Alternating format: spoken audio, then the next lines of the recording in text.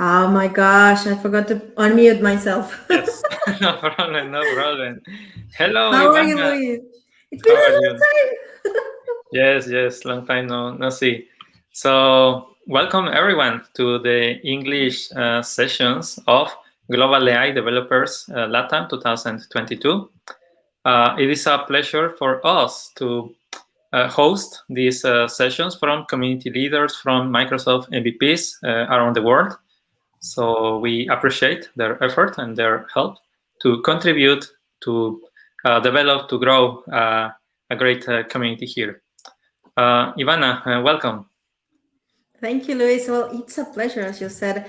Well, so we were, before this session started, we were in the other Spanish sessions. We had Seth Juarez who joined us. If you want to see that session, I think the translation will be available already. So it was a very interesting session. But we do have, I think, three sections. Luis Valencia, Prashan, and I don't remember the last Chandler. one. Chandler, Yes. yeah. So we have three interesting sessions, right? That we are supposed to start in a moment, but the thing is, if you have any question, just put it in the chat. After the session, we will come online and answer those questions.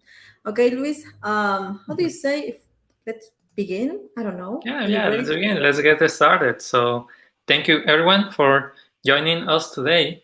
And please allow me to introduce our first speaker, Luis Valencia. He is a Microsoft MVP from Colombia, although he is currently living and working in Belgium.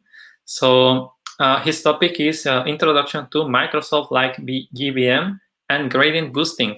So, we are about to talk about machine learning, about data science, about artificial intelligence, and he will bring a very special topic. So it will be a great session. So yeah, if you have any comments, any questions, as my colleague said, just put them in the chat, and we will be back later to try to answer them. Okay, so let's get started and enjoy and learn about this event. So thank you. So I will put the video, the invitation for Luis, and then it's all Yes. your right. Okay, let's go, Excellent. guys.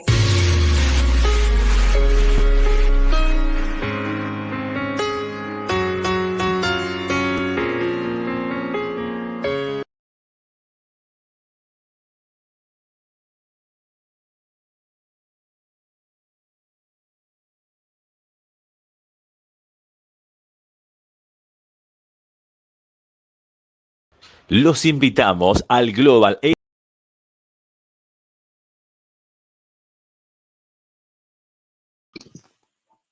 Do we have technical problems, Luis? Are we there? Hello everyone, my name is Luis Valencia and Awesome.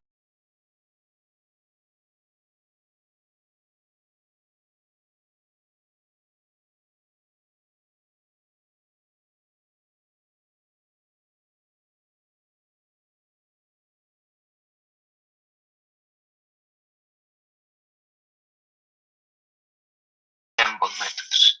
What are ensemble methods? It's just a machine learning paradigm where we can combine multiple models, usually called web learners. We train them to solve the same problem and then we can combine them to get better results. So the main hypothesis is that when weak models are correctly combined, we can obtain a better model or more accurate. So it looks like this. So we have a data set, we can split the data set or maybe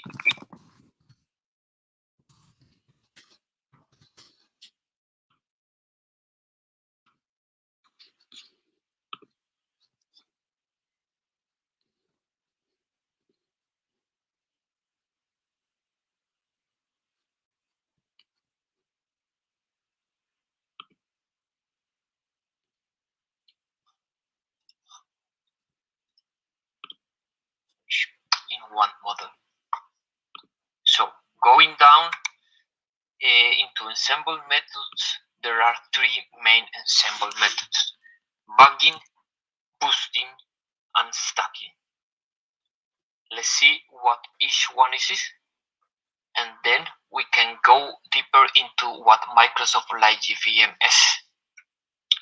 So bugging, also known as bootstrap aggregation. Basically, it looks for different ensemble learners, but changing the dataset or splitting the dataset. So instead of using the entire dataset with bugging, we split the dataset, and for each dataset, we use different models, or we train different models, and then we can combine those models into one prediction. It looks like this. So we have the original data. We then split the data into several datasets.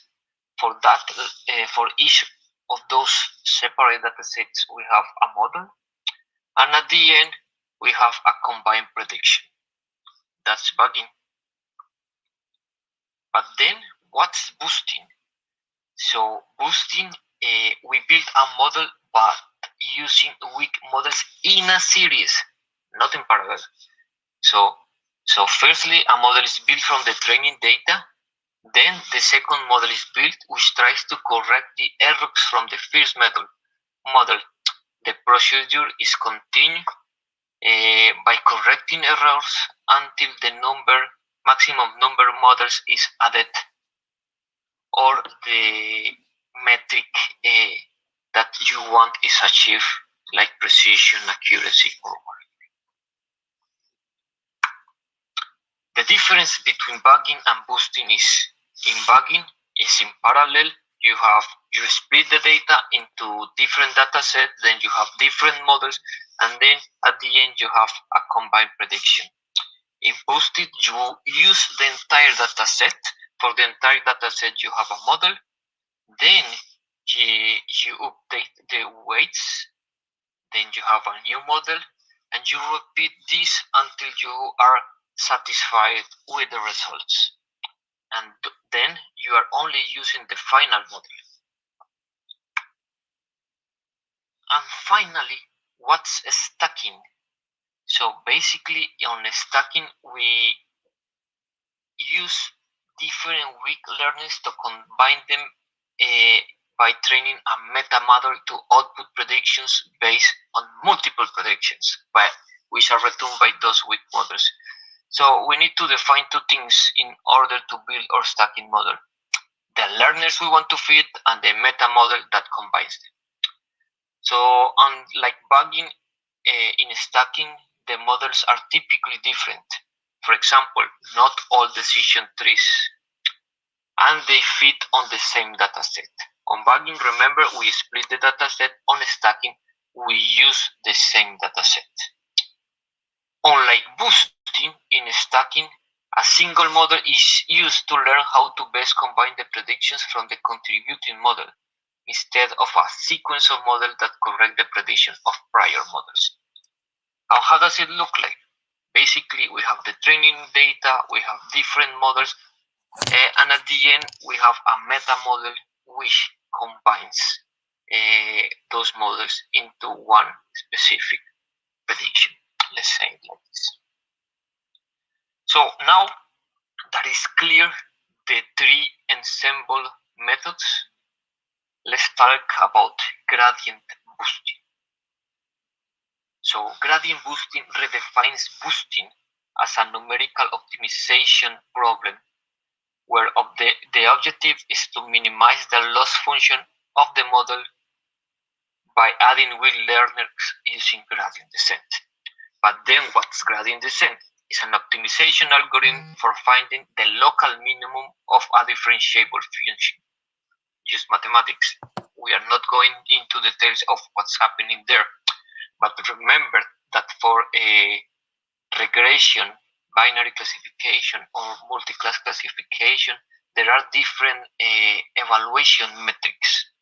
Basically, we want to reduce the loss based on the metric we are using for the specific problem we want to solve. Okay. What's LightGVM? So LightGVM is a gradient boosting framework that uses three base learning algorithms. It's designed to be distributed and efficient with the advantage you see on the screen. So basically, LightGVM is a Microsoft implementation of gradient boosting, but there are other players on the field.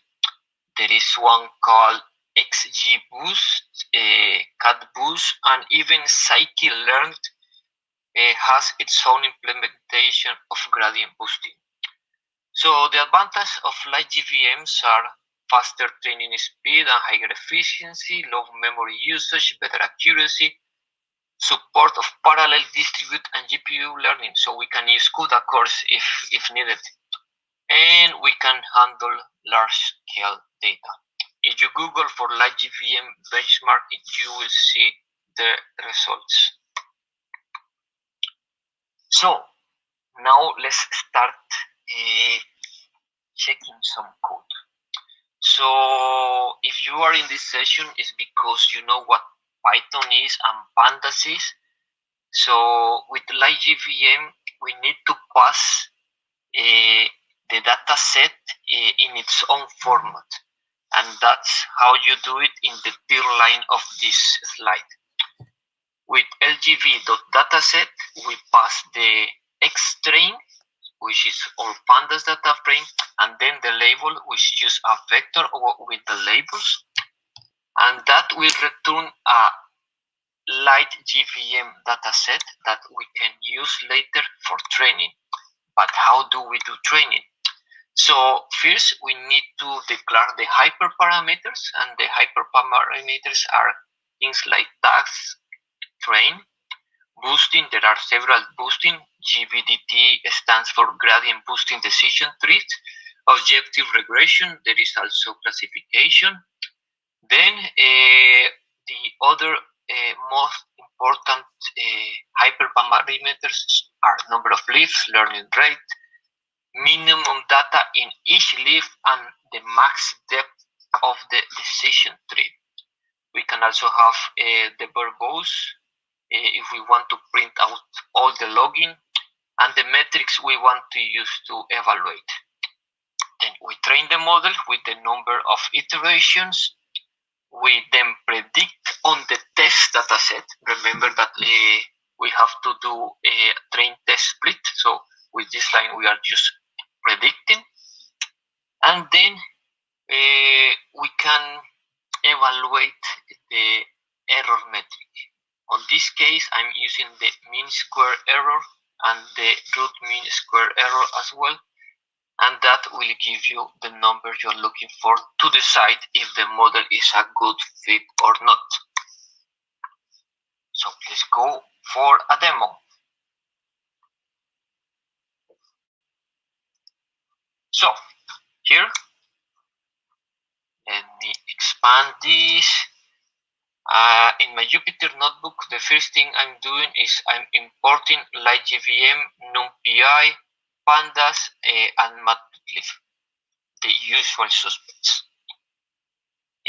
What's the problem statement here?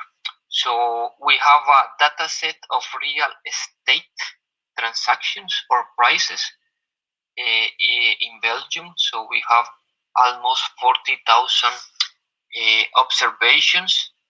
And what we are doing is we are loading the data set. So we have postal code, city, type of property, price, number of rooms, house area, if there is a full kitchen, fire, terrace, garden, surface of the land, number of facades, swimming pool, state of the building, latitude, longitude, province, and region. And you can see the example on the screen. The first thing we are going to do is drop columns. So to drop columns, I'm going to remove the ID, the postal code, the province, the region, the latitude, and the longitude, because I am assuming these columns won't have any effect on the price of the property. Okay, here is a sample of how the final data set looks like. But then we have categorical columns, and this one is the state of the building. So the first thing we are going to do here is to use one-hot encoding. So one-hot encoding will create a new column for each of the values of the categorical columns and will put 1 or 0 accordingly. So with this line of code, pd.getDummies and the name and the column name, we will create the new columns, and with pd.concat with the original data frame, and this one that we just created, we will concatenate those new columns here. And you can see here on the right side, as new, good, just renovated, to be done up, to renovate, to restore, and unknown. Those are the one-hot encoded columns which result of the state of the building, categorical column. Then we need to use label encoder. So remember, we dropped the postal code because it's a number. I decided to drop it and instead use the city name. So we have over, I don't know, 1,000 city names in the data set. So like you see, Excel, Capellen, Hot It, those are all different city names in Belgium. With this label encoder, what we are doing is to convert each string, which in this case is a category, but is a category with 1,000 values. If we do one-hot encoder, then we will end up with 1,000 new columns. And I didn't want to do it for this specific example. So with label encoder, we convert each string category into one number. And that's very important because with LightGVM, does not support columns as strings. So columns or features, they have to be numerical, zeros, 1, or use a number. And this is how our data looks like. If we do data.describe, so you see here the price. We have the minimum price 120,000 euros and the maximum 680,000 euros. Then you see the house area, minimum 5 square meters and maximum 2019 square meters. And then we have everything else. Now, I'm going to drop the price from the data frame and I'm going to call that X. And then I'm going to put the price in a vector called Y. The next 3 lines of code is what you already saw on a screen, on the slides. Basically, I'm creating a data frame from X. So X doesn't have the price, so that's called XDF. Then I use in train test split, where 70% of the observations are going to be used for training and 30% of the observations are going to use for testing. And last but not least, LGV.dataset, we pass the X train and the Y train label. Okay. Finally, we can do training. So as you saw on the slides, we are using the number of leaves, the learning rate, 0.1 minimum data in leaf, 20, max depth 12. So these are just random numbers that I selected for training. And when it's finished training, I got this number, 76,000 euros. So that's the root mean square error of this model. Okay, but let's go a step further. Let's plot the feature importance. So according to the model, the city name, the house area, the surface of the land are the most important features, and it makes sense. So if you ever bought a house or want to buy a house, you know that depending on the city and the size of the house, it will be more expensive. Okay. Then something I wanted to show you is the end result model, how it looks like. As I said before, GDBT stands for gradient boosting decision trees, and this is how it makes the decisions. So I'm going to do some zoom, and you can see there are several leaves, and on those leaves the decision tree is taking decisions. Yeah, I know how it sounds. So if the house area is minor or equal than this number, go to this. If not, go to this. If as new is 0, then do this. If it's not 0, then do that. And you can see how big it can become. Okay. Now, the next step is doing the prediction on actual new data.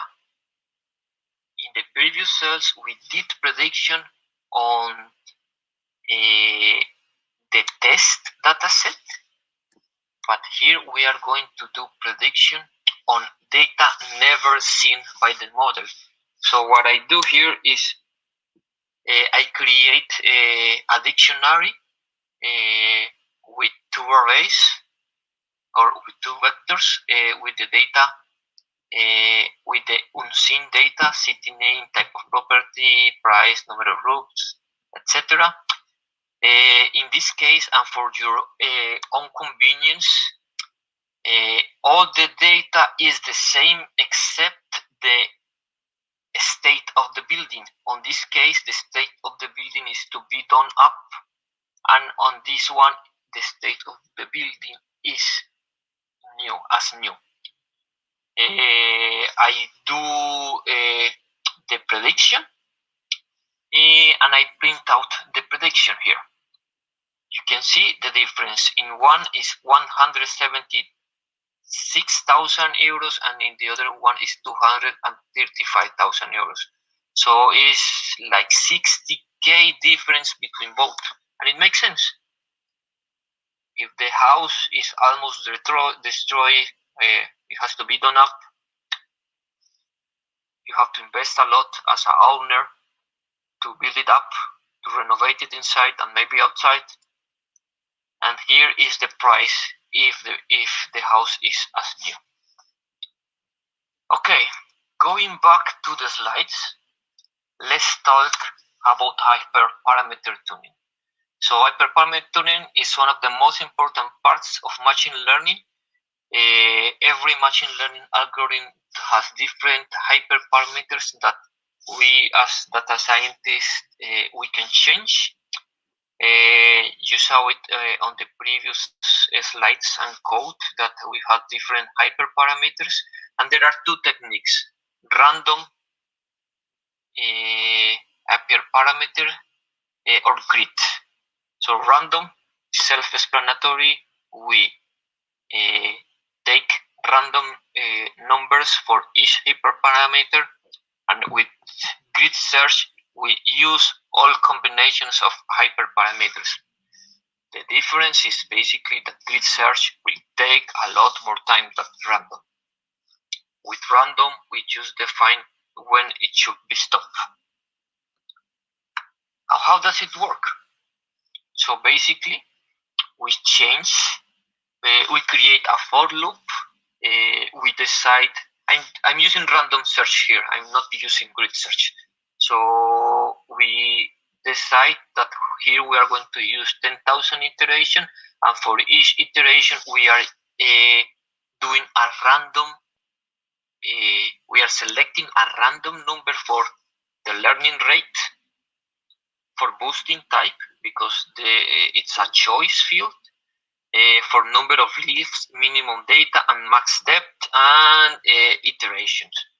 So then we train the model, we predict it, we calculate the mean absolute error, and we print it out. And you see on the screen, sorry for that, and you see on the screen how the output looks like.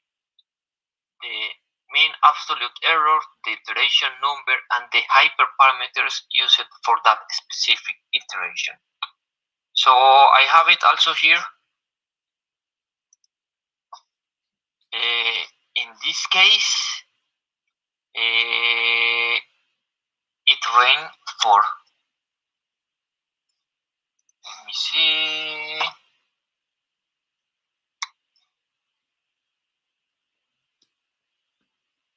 739 iterations, and the lowest mean absolute error I got is 65,000 euros. And these are the hyperparameters used to get to that specific number. Okay? I hope that's clear. And to finalize, here are the Medium blog post with exactly the same content I just explained today. Also, on my GitHub profile, there is the dataset and also the Jupyter notebook with the entire code that you saw today.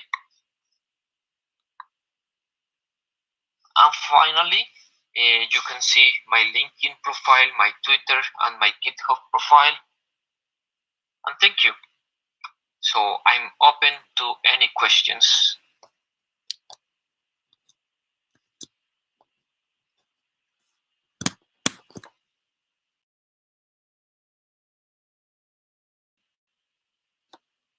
Okay, so thank you very much, Luis, for such a great presentation.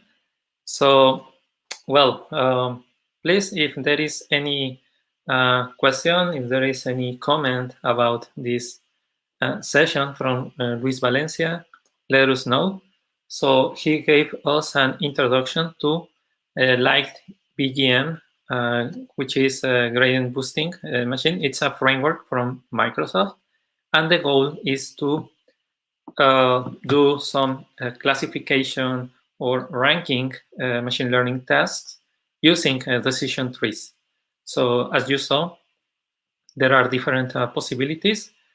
You can actually, I like the fact that he, let's say, did some machine learning task, and he went through the experiments. So you saw that at the beginning there was some data, there was some data sets. So there was a split, of course, for training, for also further evaluation, and then he applied, of course, this framework to consider the different, let's say, possibilities. You saw the decision tree, how it was creating the different ranking for the criteria to choose between different parameters, different features, right? And then, of course, according to the data, there is some prediction, there is some output. So, yeah, personally, I have not used decision trees so much. Maybe at the beginning of the PhD, while I was exploring different features, different categories, I even worked with Azure Machine Learning Studio, which is a bit old, like around 2015 or so. And yeah, I got some understanding about how it works, right? How it is, it finds some stop condition to divide or to split the the values, right? Depending on features, like for example, if age is 25 or more, go this way, and there will be some other decisions. If otherwise, other set of conditions, and so it does the same for the features, maybe all the features or the top features, and of course there is also feature selection. Okay, so for the moment I see, or I think there are no questions. So, well, there is still 30 minutes until our next speaker comes. So maybe I can just share my screen a bit. Let us know where are you joining from. So, well, yeah, this is the agenda of our English session room. So we just had Luis' participation, Introduction to Microsoft Light GBM and Gradient Boosting. So thank you very much, Luis, for your great session.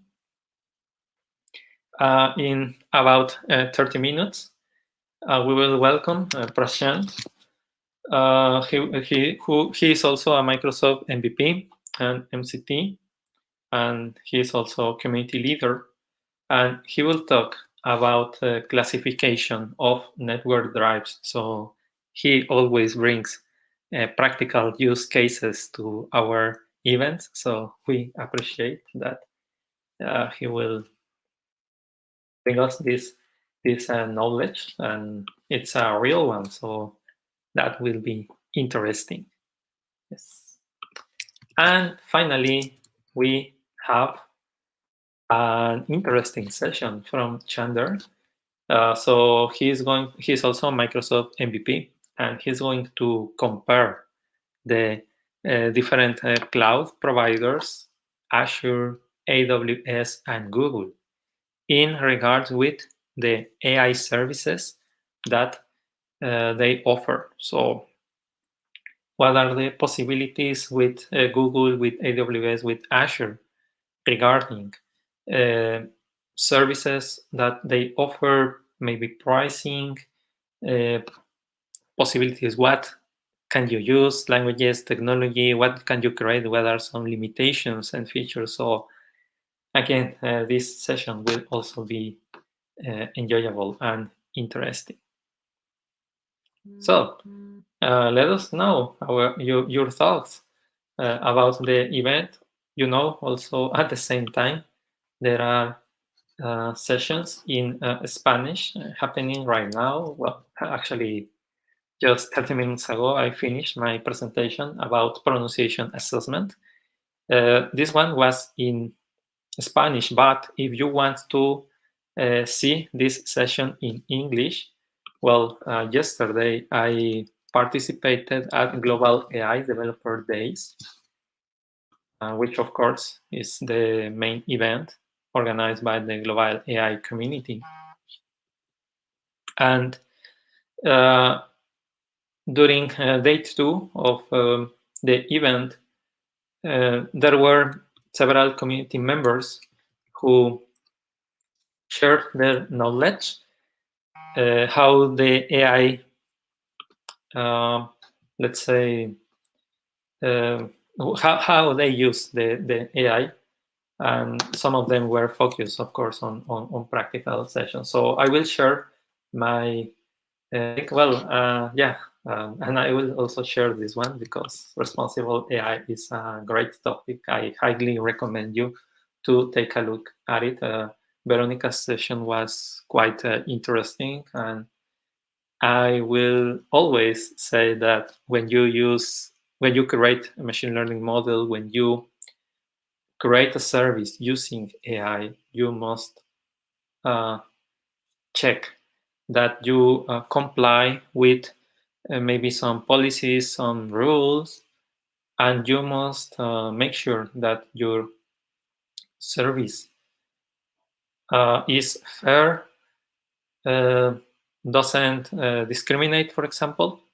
So yeah, always consider that. So yeah, her session was here, so I will share responsible AI, the link here. Actually, tomorrow I will also be speaking at Philippines about this topic, so you can also check that later. And I think, my session has not been posted yet, but maybe. It should be here. So just give me a second. Yeah, here it is. Okay, so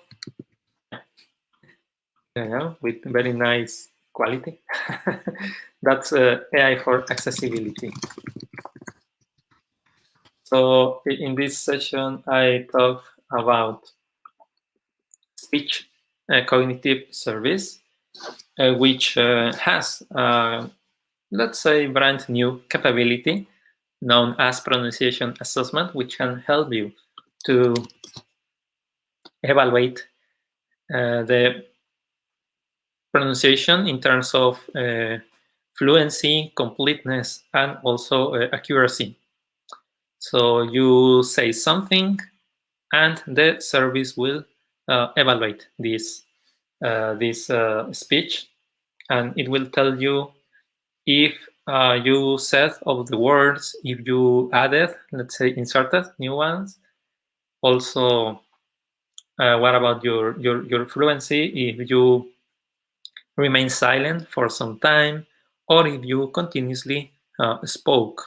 And finally, accuracy is regarding, let's say, syllables, phonemes, like, okay, if there is a word like this one, right? How do you pronounce pronunciation, pronunciation, pronunciation? Yeah, so of course, if you mispronounce it, you will get this result, this feedback. And yeah, that's the goal of this service. Most of the time, we rely on an expert, on a professor who will tell us, yes, your pronunciation is fine, or actually, no, you had some mistake. But their feedback help us as students of foreign language to improve, to be better. However, maybe some people don't have access to this kind of education because of price or because of time. Maybe they work and they can only study at night, but the professor is not available at that time.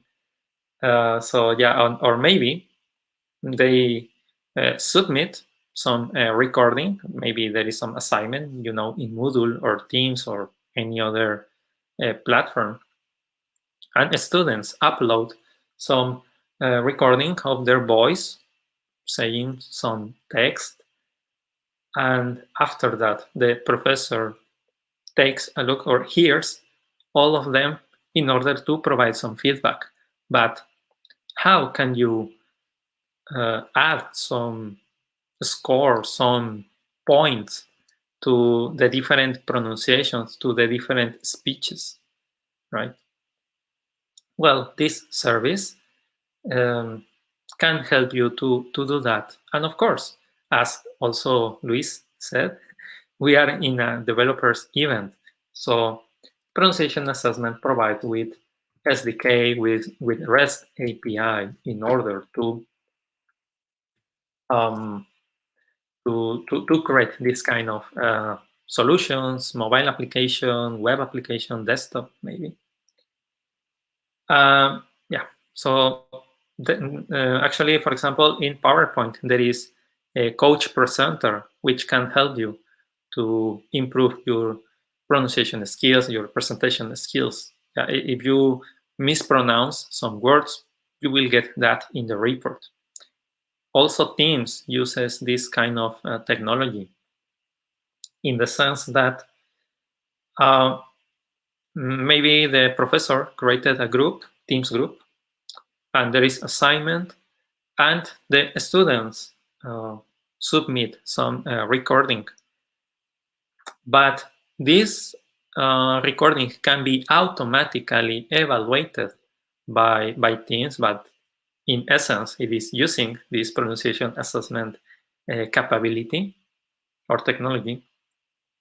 And the professor can see an overview of all the students, like which words were more complicated, more difficult for them, or how was the performance of all of them. Did they succeed to pronounce, or they need more study more, practice maybe, right? So yeah, that's the goal of this one. And well, I think we have some time, so maybe if you want, right, I can demonstrate this one. So let's do it. Why not? So I will connect to my computer, and yeah, in this case, I created a mobile application, Xamarin mobile application. But yeah, I will show the desktop view, because in Xamarin you can create Android, Windows, and also iOS application. So Fluent Speaker, here it is. And there is some text. Let me use the magnifier, and you can see this. Whoops, sorry. Yeah. So there is some text here, right? And maybe I can click. I want to practice my English speaking skills. I'm not sure if you hear it, but let me try again. I want to practice my English speaking skills. And now it is my turn, right? So I will also say the same, but maybe with some errors.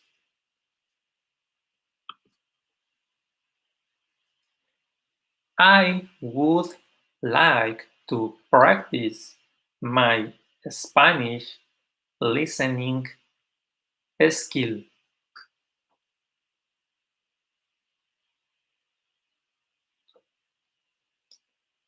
Well, okay, I think the service was not perfect at all, because it said I want to practice my speaking English. Yeah, I said Spanish, but for some reason it detected Spanish.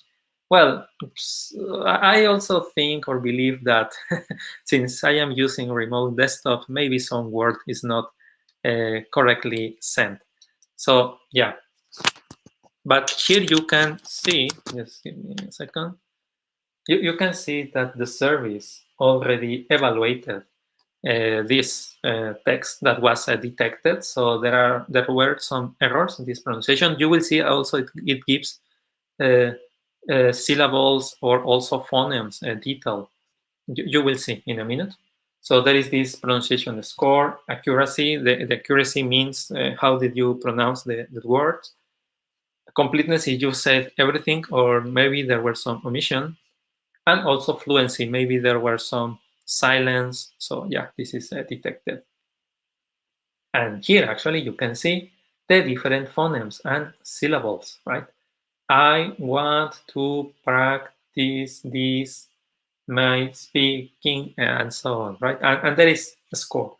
But give me a second, because yeah, I just lost this. As I said, I don't like magnifier at all, because it's not easy to manage, at least for me. And I think I lost. Oh yeah, I found it. Just give me a second, please. Yep. Right. So yeah, there is this part, and you can see if the syllable was pronounced correctly, or actually there were some errors. And same applies with phonemes. So, well, yeah. But here we are in English session room, so I think all of us understand English, right? Well, okay, so thank you very much for your attention. So let's make a brief pause, and we will wait around 15 minutes. Our next speaker, Prashant, will join us. So just give me a second, and yeah, we will be back in a few minutes. So thank you very much.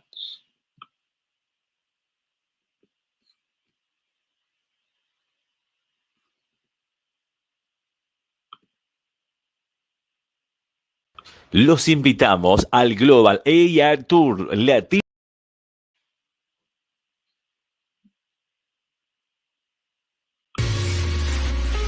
Los invitamos al Global AI Tour Latinoamérica.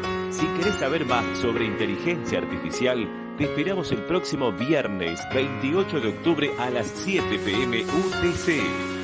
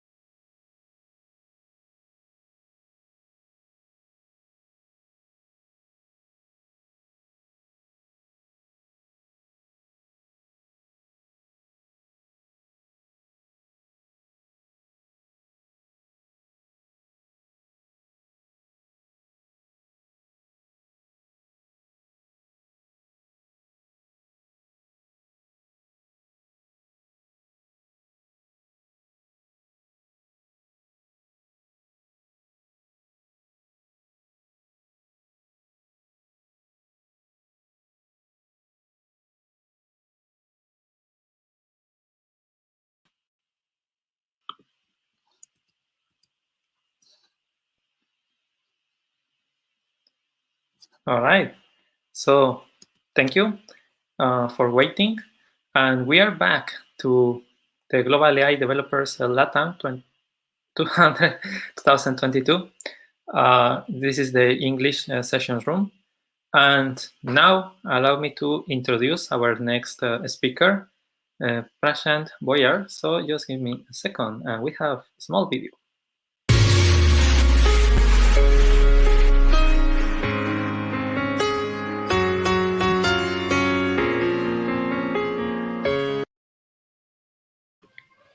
So welcome, Prashant. How are you doing? I'm doing good, Lois. Thank you. How are you doing today? Yes, I'm also fine. We are very glad, very happy to see you, and thanks again for joining, for collaborating with our event. Can you tell us about you? Where are you from? From where you are connecting today? Okay. So first of all, thank you very much for taking all the efforts to organize this event and also giving me the opportunity to speak. I am joining today from Washington, D.C. area of United States. So we are, I think, in the same time zone. Yes, excellent, excellent. So that's great to hear. So also, all the audience, if you have any question for our speaker, you can type it in the chat, and he will be happy to answer through the presentation. Now, at the end, it's up to you. So, Prashant, if you are ready, you can also start sharing your screen, and yeah, we can start. We are having nice schedule, so yeah, you have like extra 3 minutes if you want to use them. Okay, all right. So I just shared my screen. Please let me know if you can see it. I'm sharing my PowerPoint deck Yes, in the excellent. presentation mode. Perfect. All right. So I think let's get started. Welcome everyone to the Global AI Latin America Developer Days. The title of this talk is Applied AI Practical Use Case, Content Classification of the Network Drives. I know the topic kind of sounds, or the title itself sounds kind of boring, but what here we have done is how we can use some of the applied AI services from Microsoft ecosystem and then use it for some of the challenges that we typically face in big enterprises. So who am I? My name is Prashant G. Boyer. I was born and raised in India, came to United States in 2007 for studies. I am University of Maryland College Park alumni. I co-authored a book, PowerShell for 65. I also acted as a technical reviewer for the book Pro SharePoint 2013 Administration. I am from Washington, D.C. area of the United States, and we organize a lot of community conferences in the area. We have 3 meetups. One is focused on AI and ML. Second one is on Microsoft 365, and third one is on the big data and SQL. So if you are interested joining us, check us out on meetup.com. And we also have a dedicated website where we post the information about upcoming virtual conferences and also the user group meetings. And there you also see the recordings from the previous user group sessions and the conferences as well. I am recipient of Antarctic Service Medal. I got this award from US government for the work I did in Antarctic continent back in 2008. And since 2017, I am recipient of Microsoft MVP award. So those of you who are not familiar with this award, I don't work for Microsoft. It's just the additional recognition that Microsoft gives out to the folks who does technical contributions. And your technical contributions can be in the form of speaking at conferences, writing blog posts, creating training content and posting them on streaming services like YouTube or Twitch, and also answering people's questions on various public forums, contributing to the open source project, providing direct feedback to the Microsoft product group. And then this award is typically valid for 12 months or 1 year only. And after that, you have to submit your contributions. If your contributions are good enough, then Microsoft will give you this award for additional 1 year. And right now, my category is AI, and along with that, business application. And I currently work as cloud solution architect at Applied Information Sciences, where I focus on using a variety of the services in Microsoft ecosystem, such as Azure, Azure AI, conversational AI, Microsoft Power Platform, Microsoft 365 to implement automation in the enterprise space. And I work at AI's Reston, Virginia office. And AIS has been doing providing services in Microsoft ecosystem from last 40 years. And we have been recipient of Microsoft Partner of the Year on multiple occasions. And AIS is growing. We have a lot of open positions, and if you are interested, we have a lot of open positions in USA, Canada, and UK offices, and you can be 100% remote as long as you are located in any of these three countries. So if you are interested, you can just share your resume to my email address, or you can also check us out on career.ais.com. So let's take a look at the agenda for today. So we'll talk about the approach for this session. Since this session is for applied AI, we'll start with what is AI, because it is really important to understand where we are in our AI ecosystem, so that we can then start utilizing those AI services in solving the problems in the enterprise space, or also in other scenarios. Then we'll jump into, and we will spend a majority of the time talking about the cognitive services and how we can use these cognitive services for content classification. I will have demos, key takeaways, and Q&A. And feel free to post your questions in the chat. I am using two monitors, and I will be monitoring the chat as well. And with us, we also have Luis, who can also help us in monitoring the chat for us. So let's talk about approach. Since the topic of this particular session is applied AI, so the content of this session is geared towards non-data scientists, and the target audience is, you can be a developer, IT pro, and power user. So if you are any of these three, the most of the content of this session are relevant to you. So before we start diving about the applied AI, let's take a pause and see and spend some time understanding what is AI. So this is a definition I got from Google's AI researcher. AI is nothing but an effort to automate intellectual tasks normally performed by humans. And for a lot of folks, when we start talking about AI, the first thing that comes to their mind is the Terminator movie, or the Skynet, or the sci-fi movies where we see a lot of machines which are powerful. They can travel across the galaxy. They can do a lot of advanced stuff that we typically humans don't do. So you can categorize AI into three categories. One is strong AI, where machines are very powerful. They can travel across the galaxy. They can invade other planets, destroy other planets. Strong AI right now exists only in sci-fi movies and novels. Then second is artificial general intelligence, or AGI, where machines are very intelligent and they can perform very complicated tasks. And one of the examples I can give you here is, if you have seen Marvel Comics or Marvel franchise called Iron Man, there is a main character called Tony Stark, and Tony has a personal assistant called Jarvis, and Jarvis is very intelligent. He can perform really complicated tasks. AGI falls under AGI. Where we are at Weak AI, where we have specialized services for specialized tasks. Like one of the service that you're seeing right now on the screen is real-time speech to text. Like I am speaking in English, however, real-time using some of the AI services in Microsoft ecosystem, we are translating the words that are spoken in English to Spanish right now. And these are some of the terms, or these are some of the concepts that you may be heard when it comes to AI.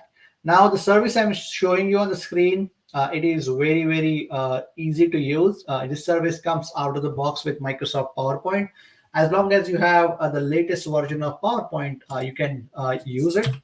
And all you need to do is, if you are using PowerPoint as part of your Microsoft 65 or 55 subscription, you just have to go to your PowerPoint deck, go to the slideshow tab, and there you have this button called "You Always Use Subtitles," and then you can configure the settings. Now, right now, the spoken language is English, United States, and the subtitle language I have selected as Spanish, but I can also select other languages as well. So now let's take a look at the mission statement from Microsoft. So what they would like to do is, they would like to make data science and AI accessible to everyone. It doesn't matter what your role is, where you're located, and what kind of device you're using. And some of the services coming from Microsoft quite align really well with this mission statement. Now, the core AI services in Microsoft ecosystem are part of Azure AI, where under scenario-based services, we have bot service, cognitive search, form recognizer, video analyzer, metrics advisor, and immersive reader. And under customizable AI models, we have vision, speech, language, decision, and OpenAI. And if you would like to build your own machine learning model, then Azure Machine Learning is for you. Now, Azure AI is a first-party service. Now, what does a first-party service mean? A first-party service means not only we can use it as a customer, but internally Microsoft, other product groups also use Azure AI for their own product offering. For example, if you are familiar with Power Virtual Agent, which is which we can use to create intelligent virtual agent or chatbot, and Power Virtual Agent is part of Microsoft Power Platform, but behind the scene, it also uses Azure AI services. If you're familiar with AI Builder, which is part of Power Platform, behind the scene, it also uses cognitive services. If you are familiar with Microsoft 365, there's a service called, it used to call SharePoint Syntax, now it's rebranded as Microsoft Syntax, but behind the scene, it also uses the Azure AI services that we have access to as well. Now, if you are totally new to the AI in Microsoft ecosystem, these are some of the links you can follow to get yourself familiar with all the different kind of services are available. Or you can also follow this flowchart in terms of if you are getting lost out there, so that you're just totally new to the AI ecosystem in AI services in Microsoft ecosystem, and you would like to find out which particular service or which particular product that you should be exploring first, then this flowchart may help you. Like if you would like to build your own machine learning model, then Azure Machine Learning and corresponding options are for you. If you're more interested in consuming the applied AI services, then cognitive services and bots are for you. Okay. Now let's take a look at what are the cognitive services. So cognitive services are REST-based services which we can use to add intelligence to our application. And it's very easy to use. All you need to do is you need to have Azure subscription. You just need to go to Azure portal, create your cognitive service, get the endpoint URL, get the key, and then you can start using it with any language or any platform of your choice. So you can use that with .NET, you can use that with Java, Python, you can use with any third-party tool that supports the consumption of REST-based API. And cognitive services, the machine learning models that are behind the cognitive services are actually product of Microsoft Research, and Microsoft Research is doing a phenomenal job in the space of AI from last 20 years. There's a lot of information available on GitHub, on Stack Overflow as well. And since the cognitive services are nothing but the REST-based API, where can we use them? Okay, so you can use them in any application that can consume REST-based API. If you are a developer, you can use that with JavaScript application, console application, .NET application, Java-based application, iOS. The list goes on. Let's say if you are not a professional developer, you are more familiar with low-code, no-code space, then you can use that with Microsoft Flow or Power Automate. You can use that with a product which is deprecated now from Microsoft. It's called SharePoint 2013 Designer. You can also use with some RPA products like WinAutomate, UiPath, Blue Prism, or some workflow products like Nintex, K2, WebCon. So as long as these products allow you to consume REST-based API, you can use those with any language of your choice or any third-party product of your choice. So what are some of the practical applications we can build using the AI services? So recommendation engine is quite popular. We have seen the usage of that in our personal life as well. So you can use the service and create recommendation engine for training needs, for resourcing needs, for process improvements. If you are familiar with one of the services that is available under cognitive services called text analytics, we can use that for various practical use case. Now, one of the use case that we'll be covering today is how we can use the combination of text analysis and computer vision for case and document classification. So before I go into any further, let me quickly go show you the quick overview of the cognitive services here. Okay, so for that, what you can do is, let me resize this window so that the subtitles are also visible here. So what you can do here is just use your favorite search engine and just search for Microsoft Cognitive Services. And this is the link we are looking for, Cognitive Services API for AI Solution. If you go to this link and if you scroll down, you will see all the cognitive services are categorized into 5 categories. By default, the speech is selected first. And under speech, we have speech to text to speech translation, speaker recognition if you select the language. Then under that, we have entity recognition, sentiment analysis, question answering, conversational language understanding, and translator. Under vision, we have computer vision, custom vision, and face API. And under decision, we have anomaly detector, content moderator, and personalizer. Under OpenAI services, we have OpenAI service, which is under preview. But let's say if you're interested in trying out one of the service, for example, computer vision, then all you have to do is click on that service. And some of the services, like on the product page, on the page itself, you'll see some sample applications that you can play with. Some of the services may not have that, but here you can say which are the companies which are using it, some information, some samples, some documentation as well. Another site you can use is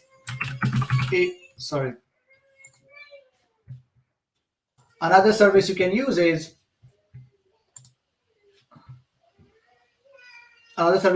is AI demos.microsoft.com. This is a really good site that is available, especially if you would like to see how these services can be used. So on this one, you can see there are various demos available. For example, if I go and click on the computer vision demo, then here we can select any of the image here. For example, if I select this image, and now it is showing me the different tags and the confidence score. So machine learning is all about doing predictions. And now in this, the model behind this particular computer vision service is saying it is confident that this image has buildings in it. It is outdoor image. It has a vehicle. It has a land vehicle. So those kind of things. Now, if I click next here, and now if I would like to read the text inside the image, for example, here, if I select this image, and you can see the name of the streets are mentioned in the image, those kind of information we can also read from here. If I click next step, then I can even read the information from a handwritten text as well. If I click next, you can even help us to recognize some of the landmarks, some of the popular people as well. For example, if I select this landmark, then this landmark is from the Golden Gate Bridge. Similarly, if you try, you can also try the demos with the text analytics as well. So here, this is the text, and again, you can write your own text here as well. And if I click on analyze it, the first thing it is doing is it is doing the sentiment analysis, and it is giving us the information about that. Now, if I would like to try entity extraction, then it is giving me the information about what are some of the entities available in this particular text. I can also try the Bing entity search, and you can also do some other stuff as well. Now, if you like what you saw, and now you would like to quickly just try out the service by yourself. So the first thing you need to do is you will need to go and create this service inside the Azure portal. So one thing you have to keep in mind is to use cognitive services, you need to have Azure subscription. So for that, let's go to portal.azure.com. And then here, you can click on create resource. And then here you can either create an individual cognitive service, or you can create a cognitive services, and inside that, then 4 or 5 major services will be covered. For example, once this page loads, it will tell you which are the services are covered into this resource type called cognitive services here.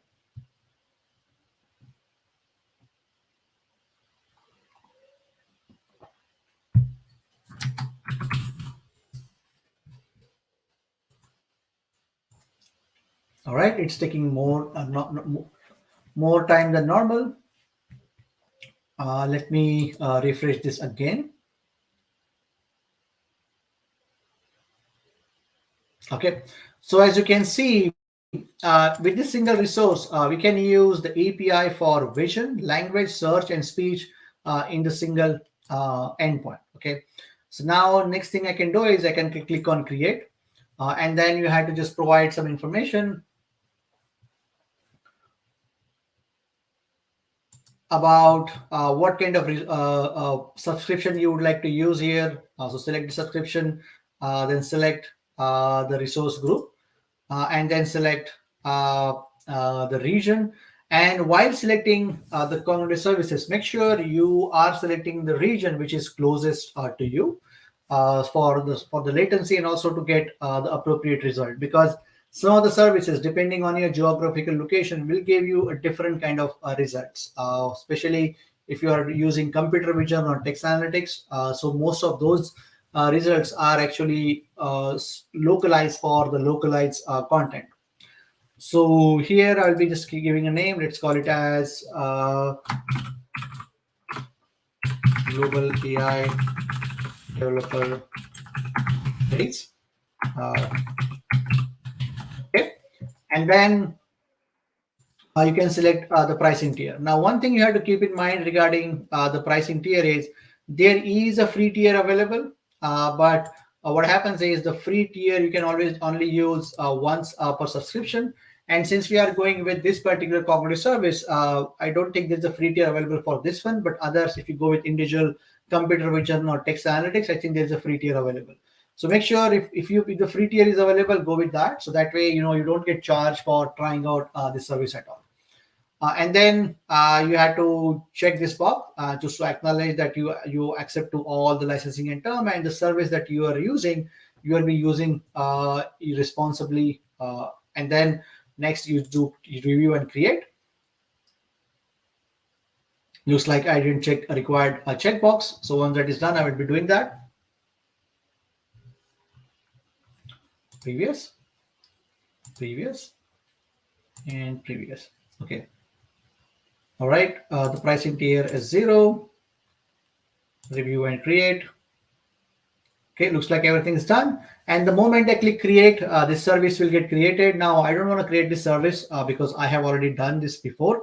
So let me go ahead and show you this service here. So first thing first, once the service is created, a couple of things you will need to note it down.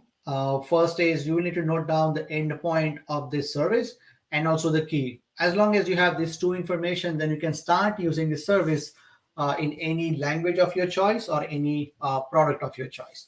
Now, when it comes to the content classification, what we have done is recently we did a large migration project for one of our customers. And the customer has used legacy data in on-premise file share, and they wanted to move the data into Microsoft Cloud.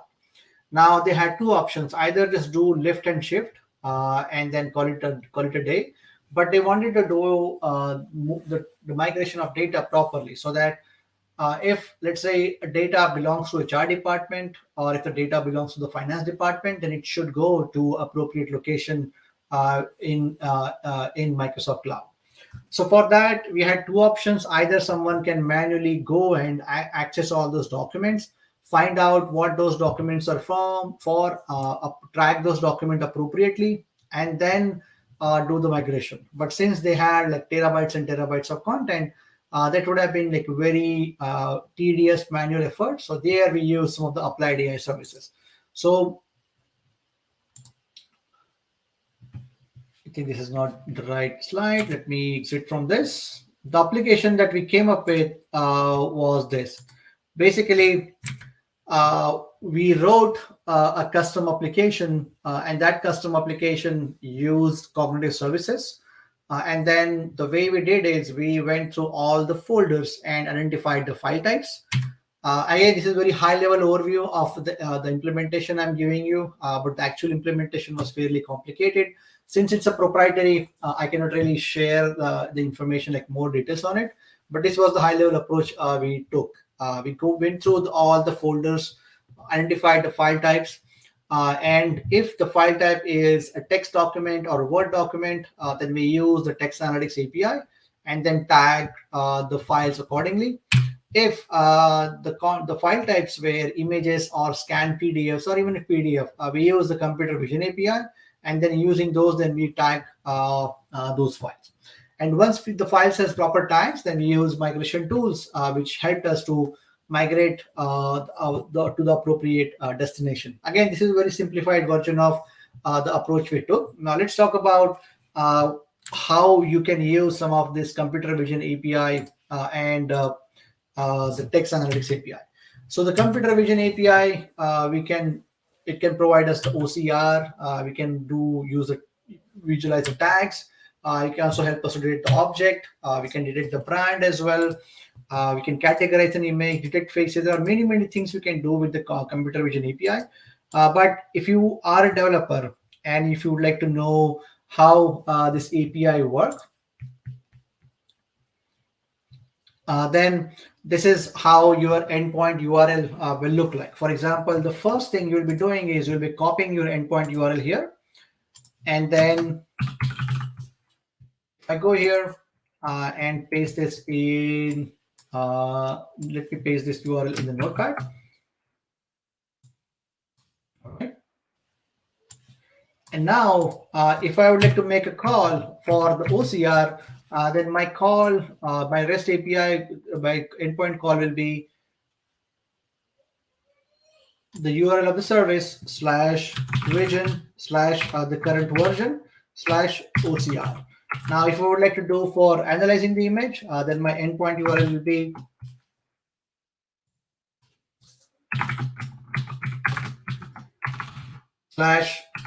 /analyze. Similarly, if you are interested in text analytics API, so text analytics API we can use to analyze the unstructured text for tasks. And there are other things we can do with text analytics API. We can do language detection. We can do key phrase extraction. We can do sentiment analysis. And you can find more information about the text analytics by going here.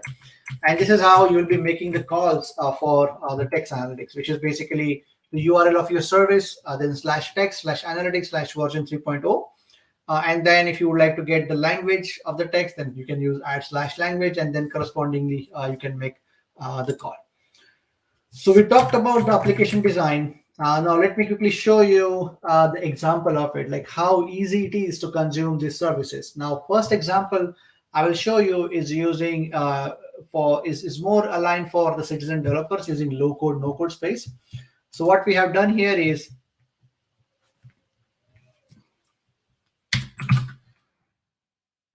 we have created a SharePoint list. Again, those of you who are not familiar with SharePoint list, don't worry. It's just a way to accept the feedback from the people. So here, let me first provide a feedback here. The idea is, if someone provides a feedback, then we will be using the text analytics API behind the scene to find out in what language that feedback is provided, what are the key terms in the feedback, and what's the sentiment score. It means the feedback is positive or negative. So let's call it as Global AI Developer Days. Luis and team are doing amazing job. And rest of the fields I'll click blank, like for example, sentiment score, language, and key phrases. And the idea is once the feedback is submitted behind the scene, we have some flows running. Now, those of you who are not familiar with Power Platform, cloud flows that we are using here work quite similarly to the logic apps, if you're familiar with logic apps here. And here what we are doing is, as soon as the feedback is submitted, we start the 3 different flows. And each flow, what it does is, whatever the text in the feedback is, it gets that, and it passes that to the appropriate text analytics API. And whatever the result is, then that result gets updated back to the SharePoint list. Again, if you look at the implementation, it is not that complicated. It's a fairly straightforward implementation. This particular flow or cloud flow starts when a new new feedback gets submitted. Then we are using an out-of-the-box action called key phrases.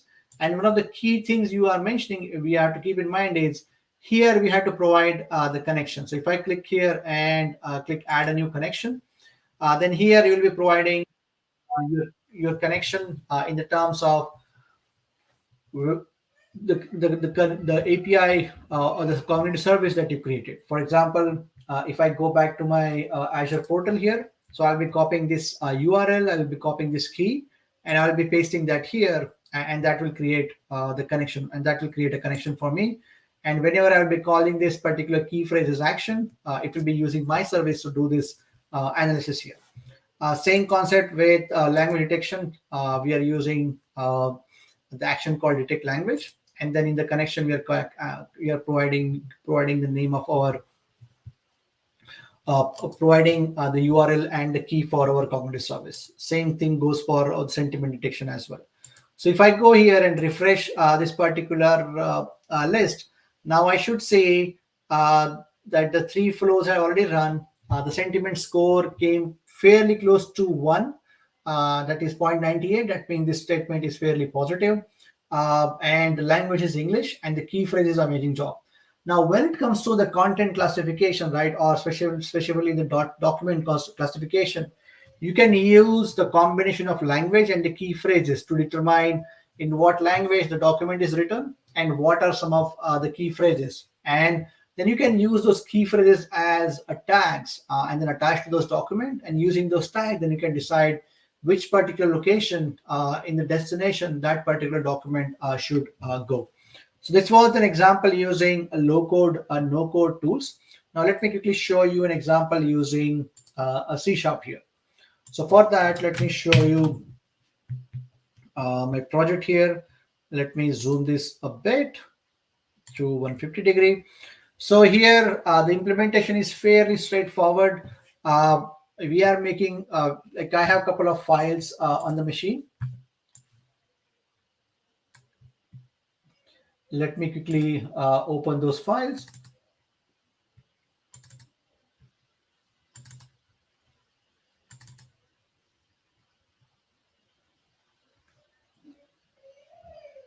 Okay, the first document is this one.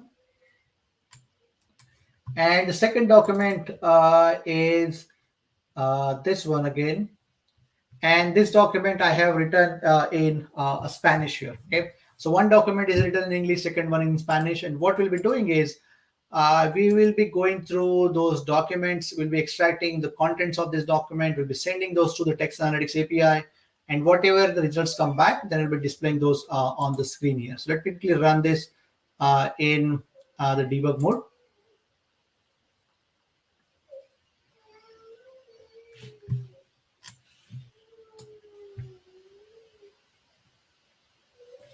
Okay, let me quickly step through this so I can, and then I will show you the results there.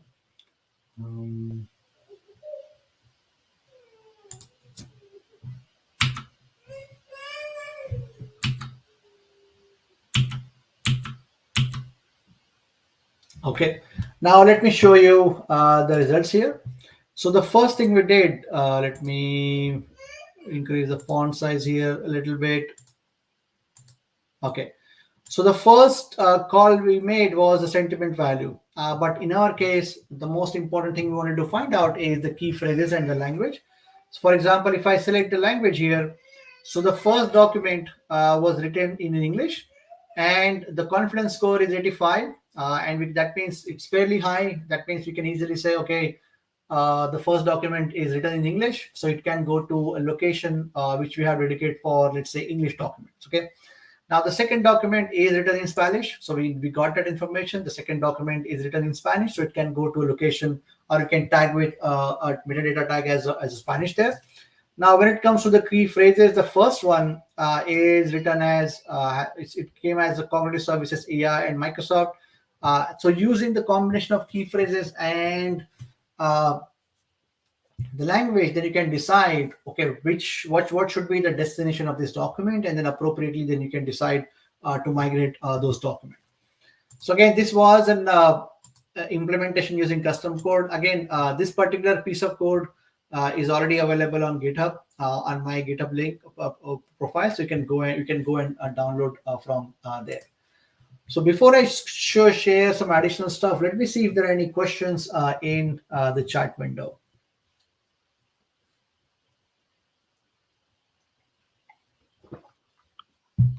For the moment, there are no questions, but yeah, it is really great and interesting how the services can be, let's say, applied to real life scenarios.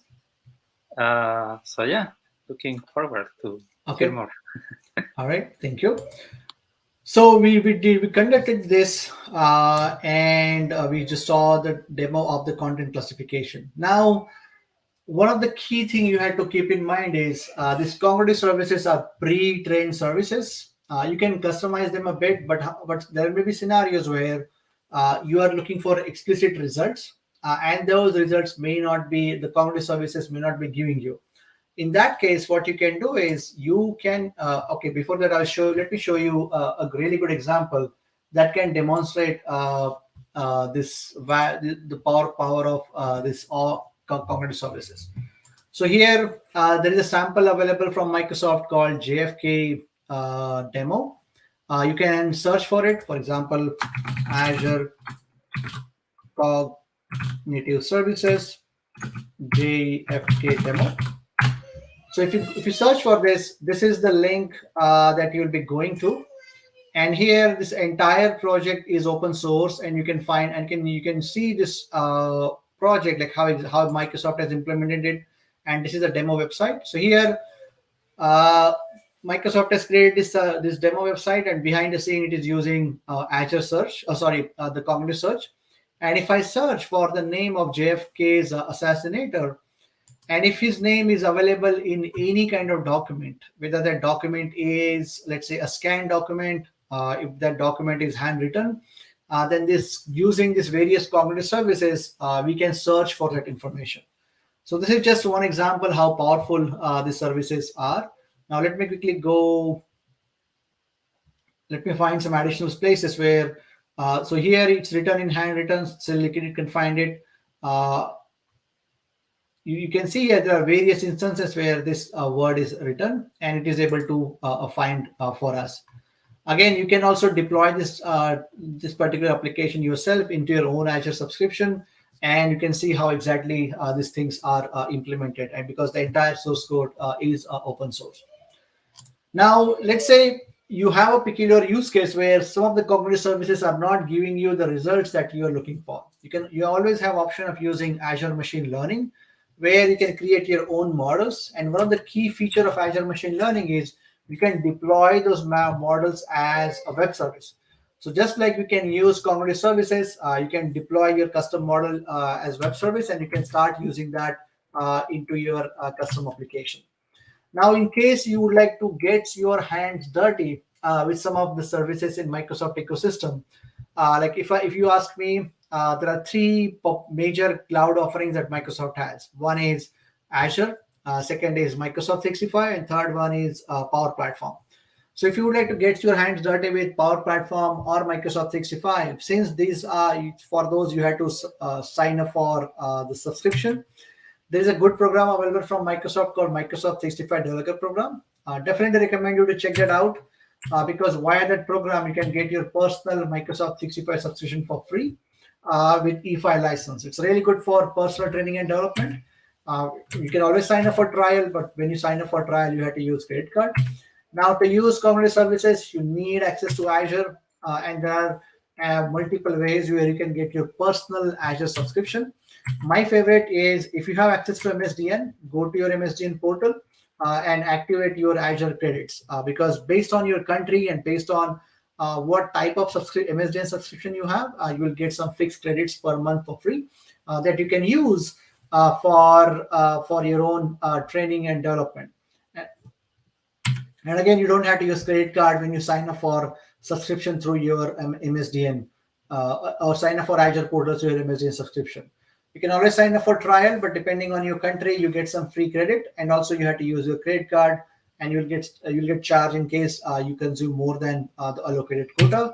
There is another program available from Microsoft called Azure for Students, where you don't need a credit card. All you need is a valid EDU account, and then you can get some fixed credit depending on your country over there.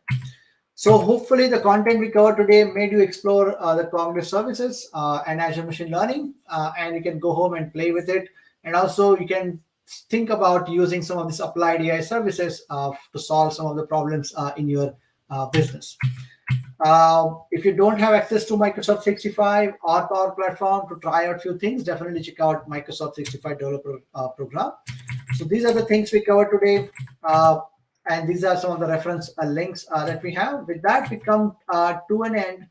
So if you have any follow-up question, please feel free to reach out to me. You can email me, or I'm also available on LinkedIn. I'm also available on Twitter as well.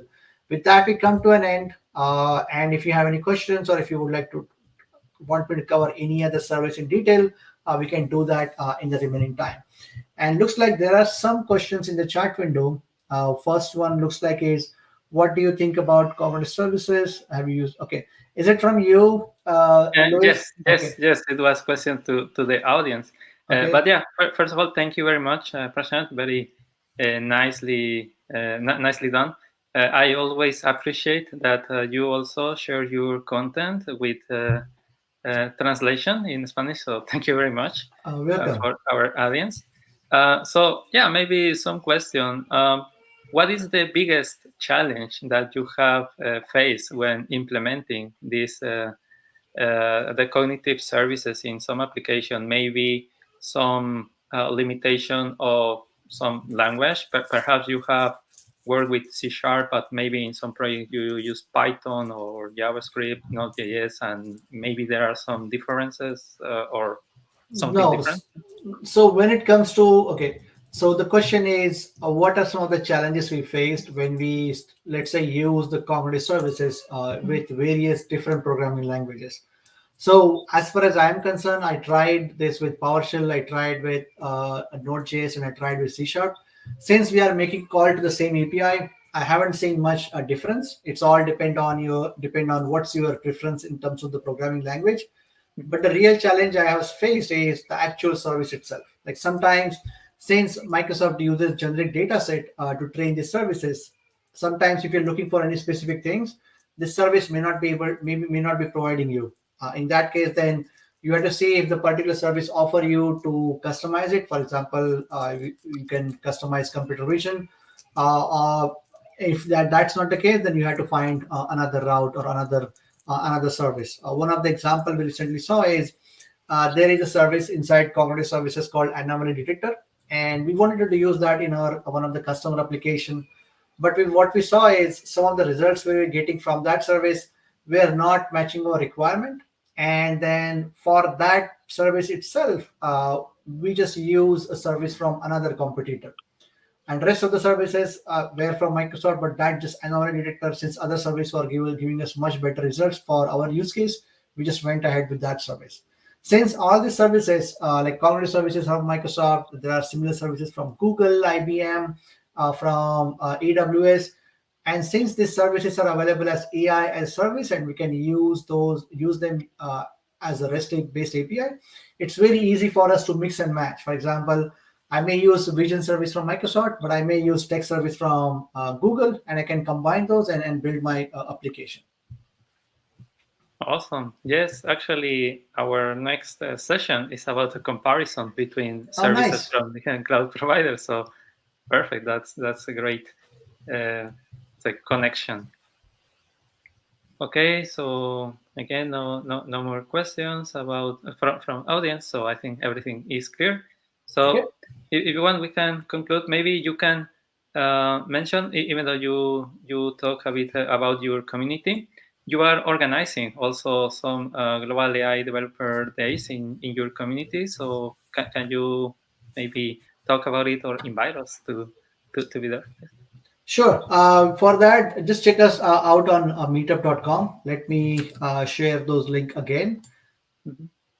You can go to the meetup.com and find information, or the best website to follow is cloudevents.com. There you can see the information about upcoming user group meeting conferences, and also you'll see the link to our YouTube channel as well, where we post the recordings of the previous user group meetings and conferences. Excellent. Thank you very much again. So yeah, we will be there now from the other side. Okay, all right. All right. So Thank you, Luis. Thanks for the opportunity, and have wonderful rest of the day and weekend. Bye bye. yes, see you. It's always a pleasure to have you at our event. So thank you very much. Have a nice Thank day. you. You too. All right. So well, that was a marvelous session.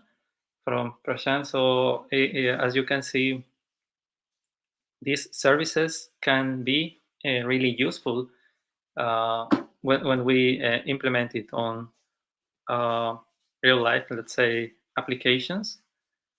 It's up to us, it's up to our creativity and needs how we are going to implement these services to offer some technical solution to help society, or maybe to increase our business opportunities.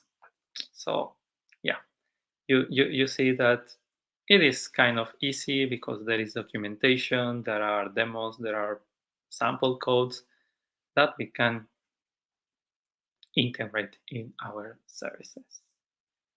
All right, so let's make a 5-minute pause, and we will come back with our last session from English room in Global AI Developer Days Latam. So thanks again.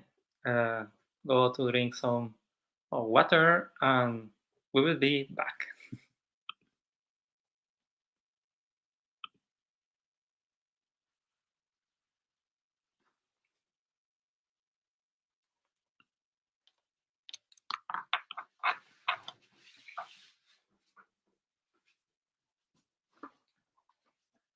¿Me cenaste?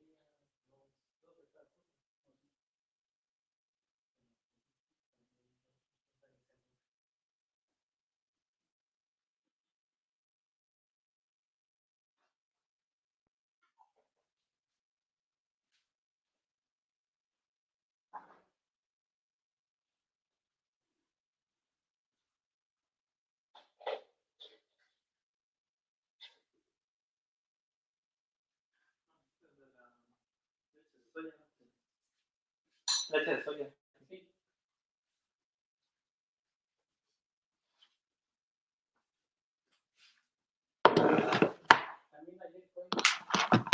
¿Ah, sí? No sabía. Yo pensé que era del licuado todavía. ¿O le combinaste? Ujú, ya.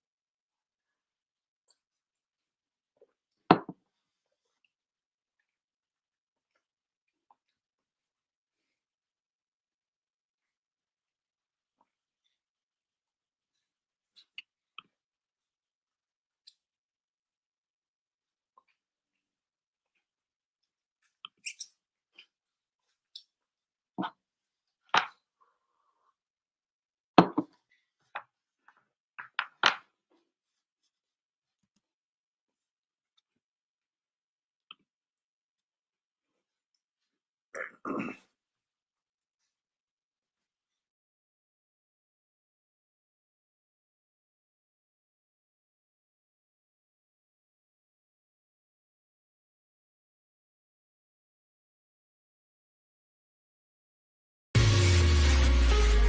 invitamos al Global AI Tour Latinoamérica.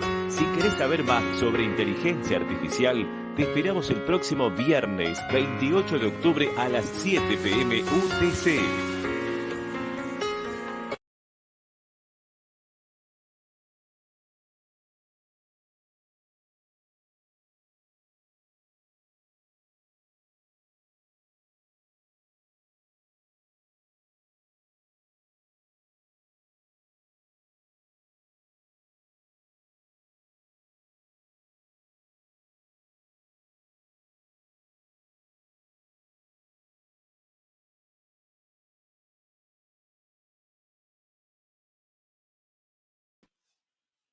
Okay, so we are back. Thank you for waiting.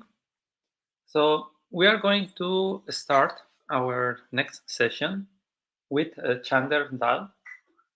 He is going to talk about comparison of Azure, AWS, and Google in regards of artificial intelligence services. He is a Microsoft regional director and MVP, as well as Google developer expert. So yeah, we will definitely be learning about the different capabilities of cloud providers. So without further ado, let's start with his session. But first, a small video.